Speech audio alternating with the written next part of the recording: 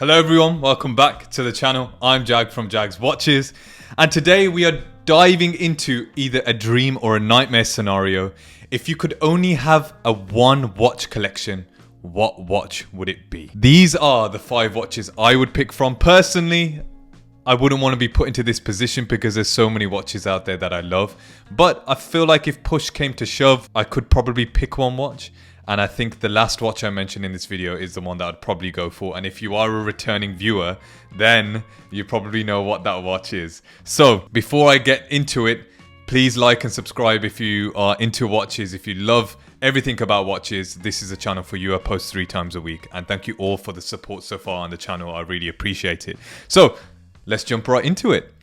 So if you are building a one watch collection, I feel like each of these watches that I've picked represents something a little bit different. History, versatility, ruggedness, and pure emotional connection, hint hint. And I feel like we have to start with a classic. And I know it's an obvious choice, I apologize in advance, but I still think it's a great option.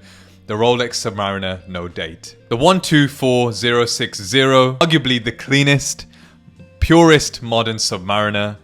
No date, no cyclops.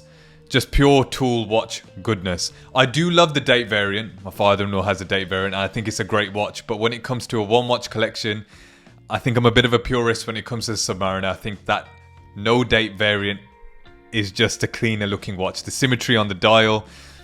I don't mind the cyclops date, but at the same time, I just think the watch looks much better without it. That's why I've gone for that variant. 40mm case, around 12.5mm thickness, 300 meters water resistance, a glide lock clasp that lets you adjust on the fly, which is great on a day-to-day basis when you're getting a little bit warm. The Sub obviously was launched way back in 1953 and is one of the original dive watches, probably the most copied watch of all time. And I can understand why that would be a reason why some people wouldn't want it. However, it's such a beautiful watch. Yes, you do see quite a lot of them out there, but that shouldn't deter you from buying it, in my opinion. It's rugged enough for anything, but refined enough to wear with a suit, and I think that's what really makes this a great choice, is its versatility. You can wear it with a suit. I know the purists out there feel like you shouldn't wear a diver with a suit, but I really feel like you can get away with it. It's casual, it's a sports watch as well. The ceramic bezel, the movement, the caliber 3230 is pretty much bulletproof for daily wear, so you've got a solid movement there with Rolex. And of course the build quality, the bracelet is very comfortable.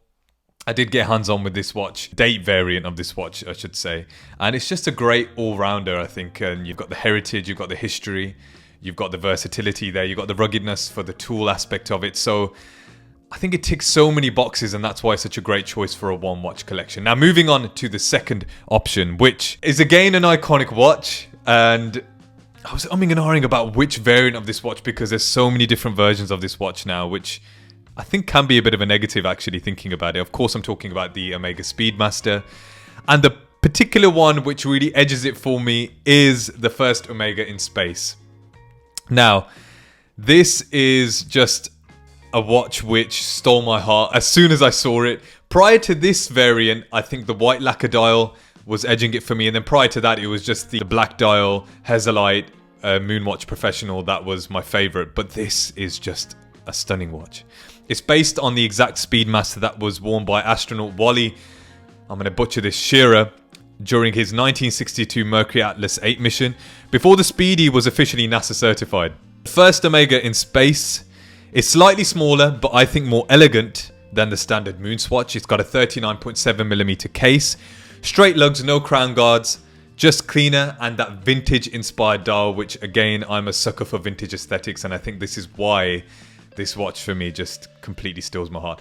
And also the vintage Omega logo as well, which I think is beautiful. It's powered by the hand-wound caliber 1861. It's an absolute joy to wear. I've got hands-on with this as well. It's got that manual wind movement, so you're going to get hands-on with it. It's a watch that you'll have to develop a relationship with over time. Look, the Speedy line is all about adventure, human achievement. And this particular model flies a little under the radar compared to the regular Moonswatch. But I still feel like this is the best Moonswatch. Oh my god, I said Moonswatch, didn't I? Moonwatch, I apologize. This is, for me, the best Moonwatch out there. Perfect if you want a chronograph for whatever reason. I still think it's a bit of a... I don't ever use my chronograph function. I do now and again, actually, sometimes if I get a little bit bored. But this feels a little bit special, and I think it's because of the dial. I don't mind faux patina. The indices on here have that faux patina. I think it looks great.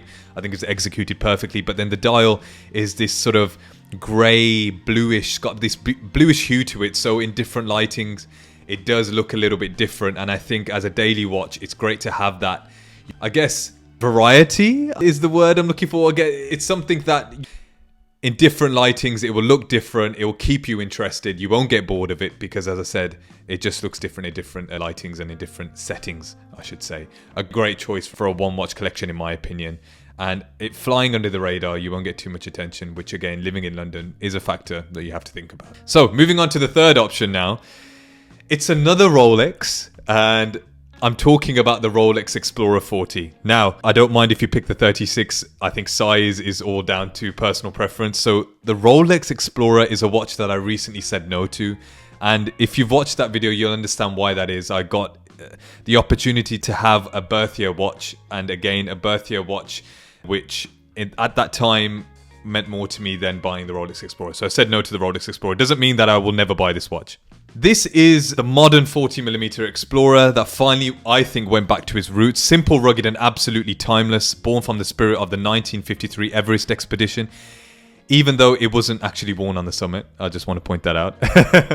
The Explorer captures the spirit of adventure like, in my opinion, nothing else. Perfect proportions, no frills, no preciousness, which is why I love this watch. Whether you're at dinner, hiking, or on a trail, just living life by the pool, the Explorer is the definition of understated versatility. I really genuinely believe, a little bit more so than the Submariner, this watch can really get away with you wearing it in any setting. It's rugged enough to be a tool watch. It's comfortable enough to be an everyday watch. It's also got that understated class about it that you can wear it with a suit as a dress watch. In my opinion, I think you can get away with it. The dial is beautiful on the new variant of the watch, the Explorer 40. It just ticks so many different boxes, and that's why I feel like this watch is a great pick. And I love seeing this out in the wild. I often approach people wearing this watch because I know they definitely are into watches if they have this watch. It's a great choice. The Explorer 40, number 3. Now, going on to number 4. Fourth on the list is a bit of a dark horse. And only recently I really started to appreciate this watch. It's the IWC Engineer Automatic 40. This 2023 reissue pays homage to the original Girardetta designed Engineer SL from 1976, one of the earliest integrated bracelet sports watches alongside the legends like obviously the Royal Oak and the Nautilus, which I feel this watch slightly edges. The 40mm case under 11m thickness, and it has a beautiful industrial chic look without feeling overhyped like some of its more famous cousins that I've mentioned. Textured dial on this watch, the bold screws, the robust build, it all screams engineering excellence. The new version is powered by the IWC's in-house 32111 caliber with 120 hours of power reserve. In many ways, this is a thinking man's integrated sports watch. It gives you that gentle design DNA without the madness of the Royal Oak or the Nautilus pricing. And honestly, I love it. It feels more honest. It feels more toolish. It feels more real. And I've said this before, I'd pick this over the Nautilus. I'll pick this over the Royal Oak. And that's because I just appreciate understated luxury. This is just a no-nonsense watch as well. And this is why I feel like it would be a great everyday one-watch collection.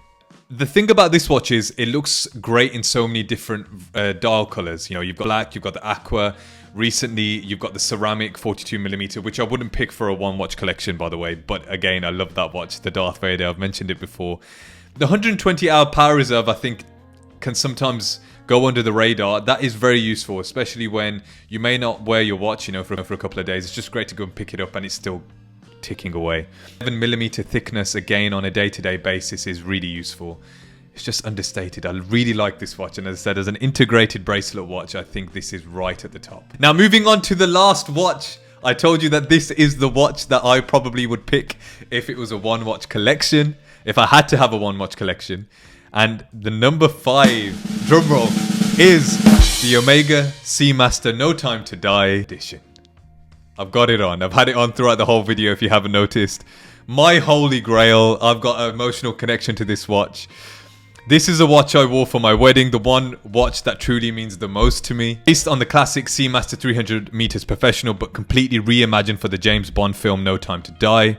It's lightweight, titanium, vintage inspired, without feeling fake. It features a stunning brown tropical dial and bezel, 42 millimeters, super slim around sort of the 11-12 millimeter mark. It has a high water resistance of 300 meters, of course, being a Seamaster. Milanese titanium mesh bracelet. One of the most comfortable bracelets I have, and I know that is a point of contention. Some people hate this bracelet, some people love it. I am one of those that loves it, and it fits me very well. What makes it even better is it's not a stupid limited edition.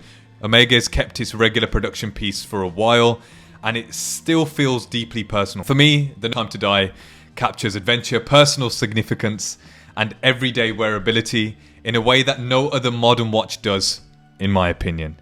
It's a perfect final piece. The perfect one watch fantasy collection. So, as I've said, I'm a little bit biased when it comes to this watch.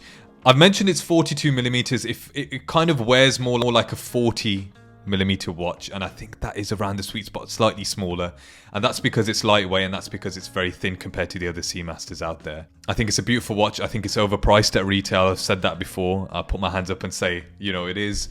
But when it comes to a one watch collection, if I had to get rid of all my watches and pick only one, this would be it, and I think I would live with this watch for the rest of my life. I know that many of you watching have your grail watches and you wouldn't agree, which is fine. This is what this channel is all about. It's me learning about why you'd pick your one watch collection, and that brings me on to the conclusion, really. What would your one watch collection be? What are the rationale? What are the reasons of why that would be your one watch? I would love to know. Let me know in the comments. I would love to hear your takes. That's what this channel's all about. I want to connect with you guys and build that community. So if you have made it to the end of the video, thank you for watching the entirety. Please do like, comment, and subscribe if you are into watches. I've been Jag from Jags Watches, and remember, timing is everything, and I'll see you in the next one. Peace.